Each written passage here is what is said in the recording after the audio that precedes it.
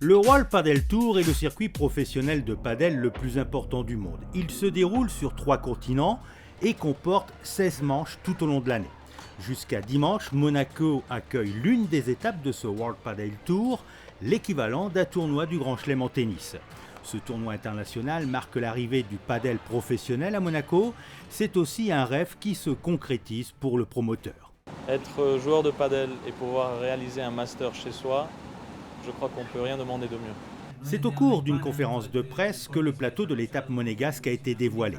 28 des meilleurs pairs du monde se sont donné rendez-vous sous le chapiteau de Fontvieille, où un cours a été spécialement aménagé. Cours sur lequel s'entraînent ici Maxi Sanchez, numéro 6 mondial, et Juani Mieres, 8e au classement mondial. Ils sont considérés comme les Roger Federer de leur discipline. Né au début des années 60 au Mexique, ce sport de raquette s'est professionnalisé en Argentine et s'est enraciné en Espagne où on compte pas moins de 4 millions de pratiquants. Ce pays est devenu le berceau de ce jeu. C'est un sport qui vient d'Argentine. Les Argentins parlent espagnol. Ils sont allés en Espagne. Ils ont été beaucoup mieux payés en Espagne. Et maintenant, il y a quand même près de 4 millions de joueurs en Espagne, ce qui est énorme. Moi, je trouve qu'en France, ça a débuté il y a, je crois, une quinzaine d'années, ou une dizaine d'années, à Toulouse. Si je ne me trompe pas, je crois que ça a commencé à Toulouse.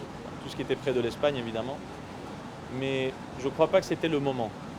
Et maintenant que la Fédération française de tennis a acquis le padel pour eux, je crois que c'est le moment où ça peut vraiment grandir et s'exploser. D'ailleurs, on a vu à Roland-Garros un terrain de padel pendant tout le tournoi. Comparé par les uns à du squash et par les autres à du mini-tennis, le padel se joue sur un court de 10 mètres sur 20 mètres avec une vitre sur laquelle les joueurs peuvent s'appuyer. Le décompte des points est le même qu'au tennis avec 2 sets de 6 jeux et un 3e set en cas d'égalité.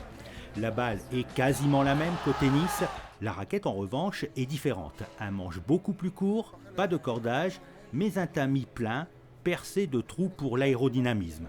Écoutez, c'est deux sports différents. Je crois que le joueur de padel ne réussit pas dans le tennis parce que les coups sont très différents. Et par exemple, le lob, qui est un coup très important au padel, au tennis, on n'utilise presque pas. En plus de ça, c'est sûr que les règles sont les mêmes. Il y a le filet, mais les raquettes en étant complètement différentes, ça fait que c'est un sport complètement différent. Une chose, je dois vous dire quand même, c'est que c'est un sport beaucoup plus facile à apprendre que le tennis. Je crois que ce qui est bien dans ce sport surtout, c'est qu'en 2 mois, on peut faire des tournois pour s'amuser.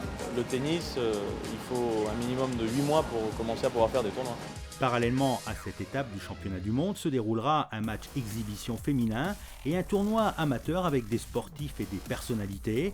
Didier Deschamps, le sélectionneur de l'équipe de France de football, grand adepte de ce sport, Thomas Johansson, l'ancien joueur de tennis suédois, Fabrice Santoro, l'ancien numéro 1 français ou encore Cyril Roll, ancien footballeur, y sont attendus.